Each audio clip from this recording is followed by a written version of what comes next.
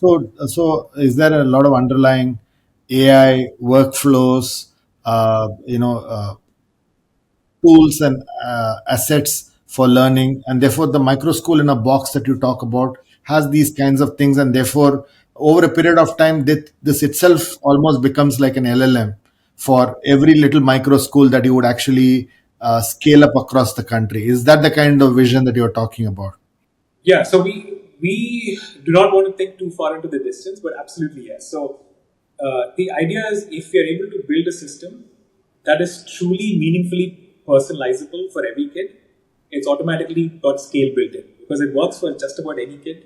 That means that every kid can use this to find their own path. So to give you an example of how, so we use AI across the board. It's been a boon in terms of how it accelerates things. So we use a lot of board games as well, both existing board games.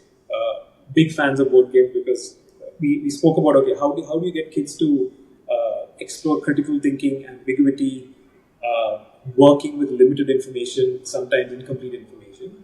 Actually, board games have all of this, right? So if you take Settlers of Catan, very popular board game. So it's about how do you use resources to get ahead in this game, right? So building settlements in cities. And it's great, it's fantastic. It just gets the kids to participate socially, think about all of these things, understand how to compete, cooperate, all of this. Now, what we also do is build our own board games, build our own card games. So we actually done three versions, three different ones. I'll give you an example of how we're using AI. So we're actually using tech and AI in the complete stack, at the philosophy level down to the practical level in terms of what we're building.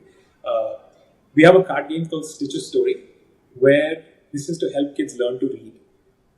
The idea is it's a deck of cards where there are words on each card. So each kid is dealt a bunch of cards. They have to build a story with the words of these cards. And then the idea of this is that they have to remember as many of these cards as possible. So let us say you've used 10 cards, which is 10 words. You have to try and remember the story and these 10 words.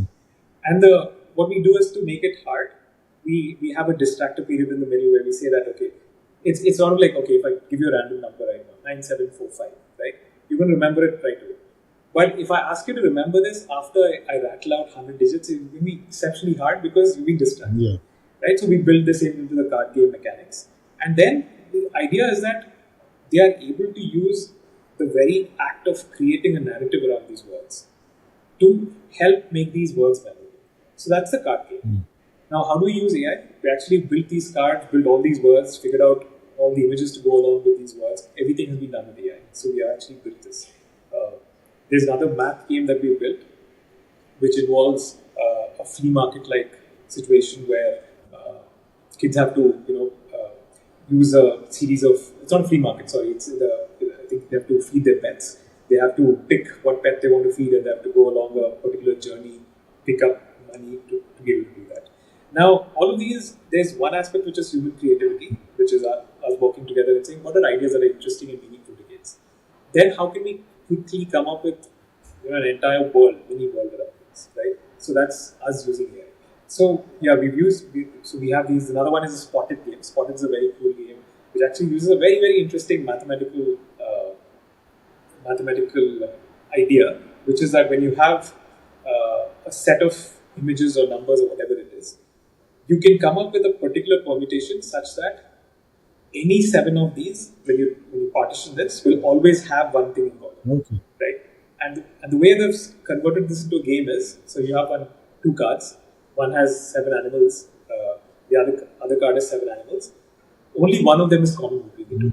It could be a pink elephant, which is bigger on this and bigger on this. You have to spot it. You have to be the first to spot it, and you have to be able to say that out, right? It's elephant.